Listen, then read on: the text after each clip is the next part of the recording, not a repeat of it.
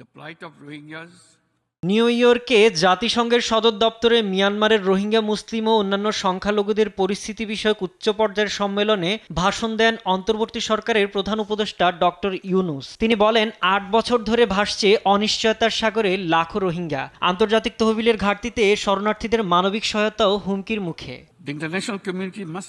সংকটের সূত্রপাত মিয়ানমারে, সমাধানও সেখানে। আন্তর্জাতিক সম্প্রদায়কে কার্যকর আহ্বানে চাপ দিতে হবে। রোহিঙ্গাদের উপর নির্যাতন বন্ধ করে দ্রুত প্রত্যাবাসন শুরু করতে হবে। সাম্প্রতিক সংঘাত থেকে পালিয়ে যারা বাংলাদেশে আশ্রয় নিয়েছে তাদের দ্রুত ফেরত পাঠানোর ব্যবস্থা করা হবে।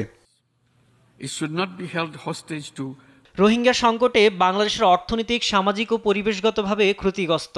সীমান্ত দিয়ে মাদক চোরাচালান বেড়েছে। সংকট দীর্ঘায়িত হলে শুধু মানবিক বিপর্যয় না, আঞ্চলিক স্থিতিশীলতাও হুমকির মুখে পড়বে। তাই দেরি না করে আন্তর্জাতিক সম্প্রদায়কে এখনই পদক্ষেপ নিতে হবে।